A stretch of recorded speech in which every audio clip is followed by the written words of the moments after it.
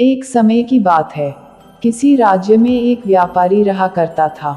उस व्यापारी की एक छोटी सी बेटी थी, जिसका नाम था एला।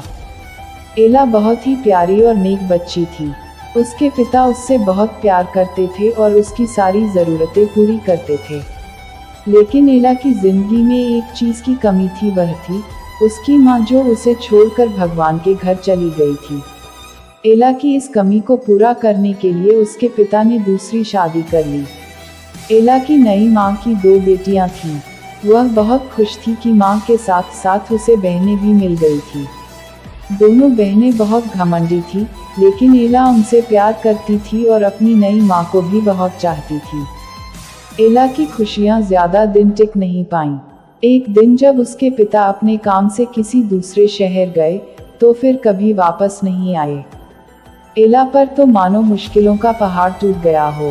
पिता का साया सर से उठते ही उसकी माँ और बहनें उसके घर की मालकिन हो गई और एला के साथ नौकरों जैसा बर्ताव करने लगी। उन्होंने घर के सारे नौकरों को निकाल दिया और अब एला ही घर का सारा काम करती। उसकी बहनों ने तो उसका कमरा भी उससे छीन लिया और उसे एक कोठरी में रहने के लिए छोड़ दिया। एला अपनी बहनों के पुराने कपड़े और जूते पहनती, सारा दिन उनके काम करती। कभी कभी तो एला इतनी थक जाती कि अंगीठी के पास ही सो जाती। अक्सर एला जब सुबह उठती तो अंगीठी की राख सिंडर उस पर पड़ी होती। उसकी बहनें उसे सिंडरेला कह के चिढ़ाती और इस तरह उसका नाम एला से सिंड्रेला हो गया। एक दिन राज्य में ऐलान हुआ कि महल में एक बहुत बड़ा आयोजन है और राज्य की सभी लड़कियों की बुलाया गया है, ताकि राजकुमार अपनी पसंद की लड़की से शादी कर सके। राज्य की सारी लड़कियां बहुत खुश और उत्साहित थीं। सिंड्रेला और उसकी बहनें भी अपनी किस्मत आजमाने को बेचैन थीं। लेकिन फिर सिंड्रेला की ये खुशी उसकी सौतेली माँ को रास नहीं आई और उसने सिंड्रेला को महल में जाने से मना कर दिया। बेचारी सिंड्रेला दुखी मन से फिर अपने काम में लग गई और सोचती रही कि इस वक्त उसकी बहनें क्या कर रही होंगी और राजकुमार देखने में कैसा होगा।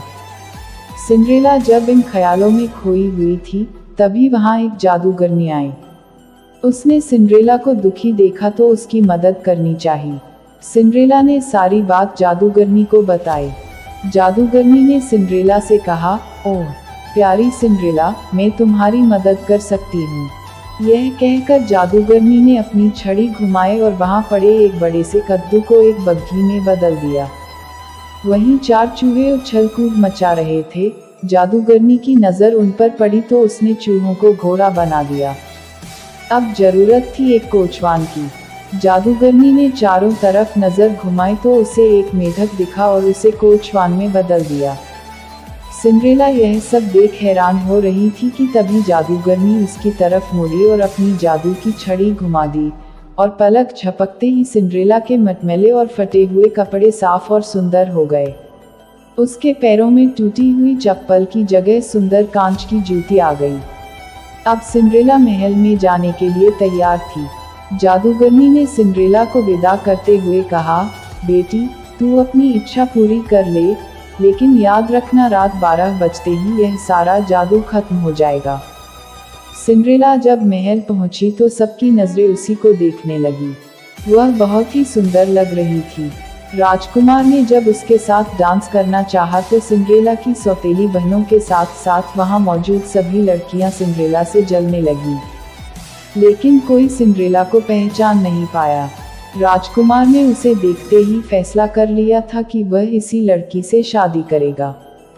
सिंड्रेला भी राजकुमार की आंखों में ऐसी डूबी कि उसे जादूगरनी की बात याद ही नहीं रही। देखते ही देखते 12 बज गए। घंटी बजते ही सिंड्रेला को याद आया कि 12 बजे जादू खत्म हो जाना था। सिंड्रेला बिना राजकुमार से कुछ कहे वहां से भाग निकली। वह नहीं चाहती थी कि राजकुमार उसे उसके पुराने गंदे कपड़ों में देखे और उससे नफरत करे। भागते वक्त सिंड्रेला की कांच की एक जूती महल में ही छूट गई, जो राजकुमार ने उठा ली। राजकुमार ने बहुत कोशिश की सिंड्रेला को ढूंढने की, लेकिन वह उसे कहीं नहीं मिली। सबने राजकुमार से उसे भूल जाने को कहा, लेकिन राजकुमार सिंड्रेला को भूल नहीं पा रहा था। आखिरकार सारे राज्य में ऐलान हुआ कि जिस लड़की के पैरों में वह जूती आएगी राजकुमार उसी से शादी करेंगे। राज्य में तो जैसे तूफान आ गया था। हर लड़की राजकुमार से शादी करना चाहती थी। सभी लड़कियां अपने आप को उस कांच की जूती की मालकिन बताने लगी। लड़कियों के घर जा जाकर उन्हें जूती पहनाई गई, लेकिन उनमें से किसी को भी वह पूरी नहीं आई। आखिर में सिंड्रेला की बहनों की बारी आई। दोनों ने हर कोशिश की जूती पहनने की, लेकिन कोई फायदा नहीं हुआ। अब सबकी नजरें सिंड्रेला पर रुक गईं। सिंड्रेला ने जब उसे पहना तो वह जूती उसके पैर में आ गई जैसे उसी के लिए बनी हो। सिंड्रेला की सौतेली माँ और बहनें हैरान और परेशान हो गईं। किसी को भी उम्मीद नहीं थी कि वह सुंदर लड़की सिंड्रेला हो सकती है। राजकुमार ने जब सिंड्रेला से शादी के लिए पूछा तो सिंड्रेला ने खुशी खुशी हाँ कर दी।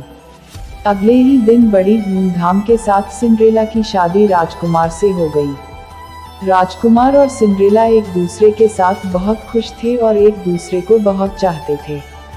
दूसरी तरफ सिंड्रेला की सौतेली माँ और बहनों को सिंड्रेला के साथ बुरा व्यवहार करने की सजा के रूप में राज्य छोड़कर जाना पड़ा।